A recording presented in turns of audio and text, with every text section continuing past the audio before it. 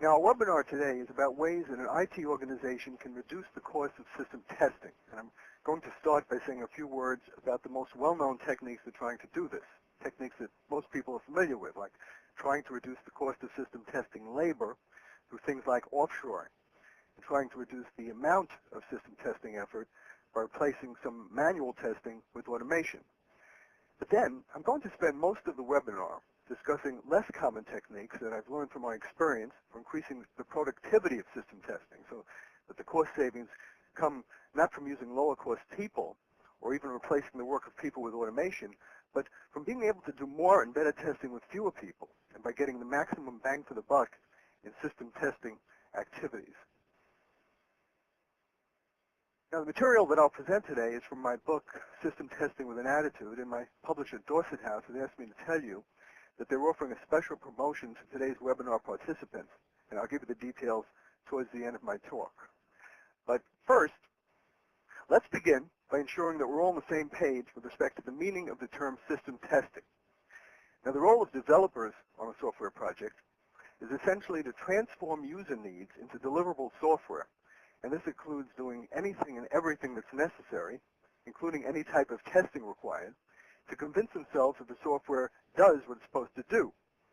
But at the end of the development interval, the software isn't given directly to the users. It's given to another group of people that I'm referring to as the system test team. And for a period of time allocated in the project plan developed by the project manager, the system testers act as the first users. They install the software into the system test environment, they try it out under important business situations, and they try to find problems. Each problem they find is routed back to the developers, or urged to solve the most important problems immediately. The improved software comes back to the system test team. They look for more problems. Problems go back to the developers. And through this iterative process, better software goes out to the users than originally came into the system test team, sometimes significantly better.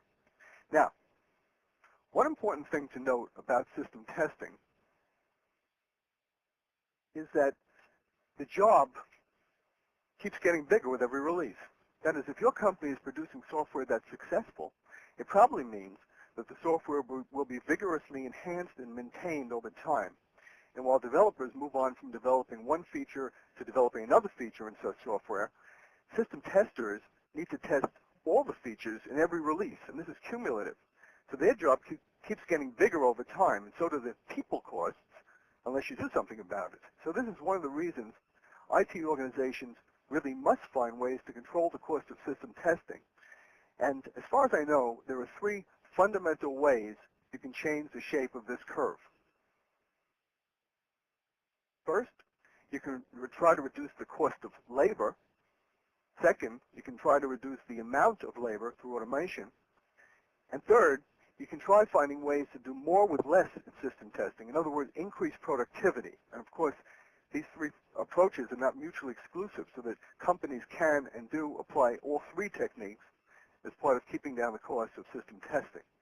Now, as I said earlier, I'm going to address the first two very briefly, since they're the most common and well-understood approaches for reducing system testing costs.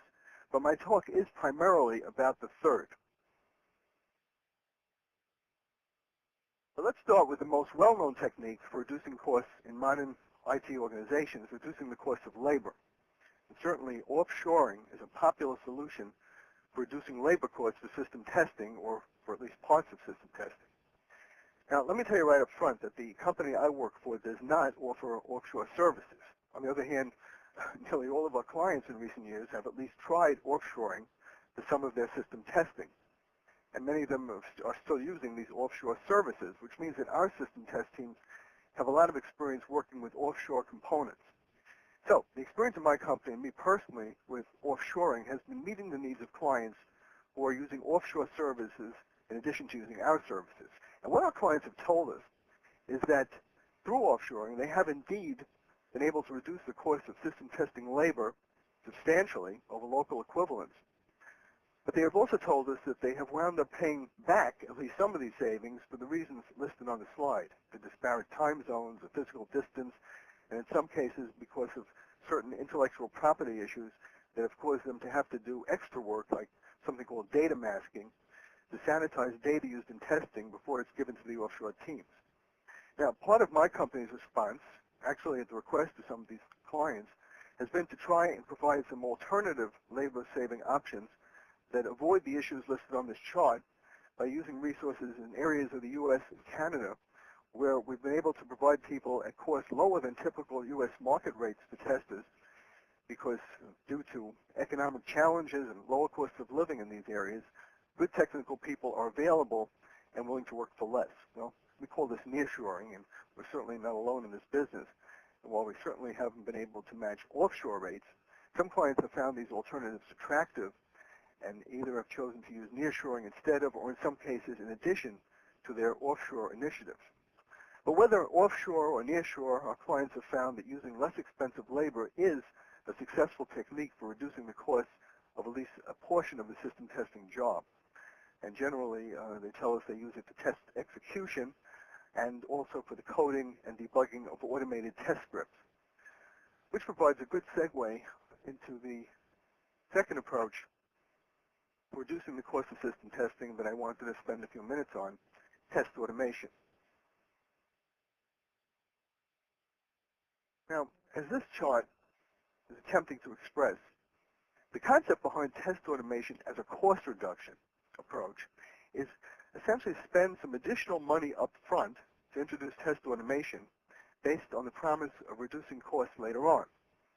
However, trying to reduce the cost of testing through automation turns out to be much more difficult than it sounds. And we've had several companies come to us with a similar story that they tried to justify the introduction of test automation as a cost reduction. And somewhere along the line, the banner of cost reduction got changed to better testing, and the promise of cost reduction never fully got fulfilled. And there are some test automation gurus, in fact, who I've spoken to, who will tell you right up front that automation is really about better testing, not cheaper testing. In any case, I've commented on test automation as a cost reduction on this slide based on my company's experience, and we have found that it can be an effective way to reduce costs. Specifically, based on our experience, the cost of executing and analyzing regression tests can be substantially reduced. However, to get to the point when you're actually reducing costs rather than spending more money on testing due to the costs associated with automation, you need to run a specific test about 5 times. So you need patience and focus, good project management skills, and strong automation architecture expertise to make sure that you do achieve the cost reduction, so you don't wind up paying back the savings later on in ongoing maintenance costs. So automation, at least based on our experience, can be used to achieve cost reduction in system testing. But automation only addresses the cost of execution and analysis. There are still opportunities for reducing costs in other important system testing activities like test design, for example. So at this point, let's turn to the third way to change the shape of the system testing cost curve, the main subject of my talk today, improving productivity. Now, I want to make sure you understand exactly what I mean by improving productivity in system testing. So let's start off with some definitions. Now, most system test teams measure their effectiveness using the ratio shown on this slide, usually expressed as a percentage. And this ratio measures how well the system test team did in the fundamental problem of preventing important problems from reaching users, but in the context of the total opportunity, which is the denominator of this ratio. So this is precisely what I mean by system testing effectiveness. And we'll be returning to this measurement and actually explore it in some depth a little bit later on. Now, by system test team effort, I mean, of course, the total number of people applied over the duration of the system testing interval. So the units for this measure are either people months or people weeks or people days or people hours or something like that. So given these definitions,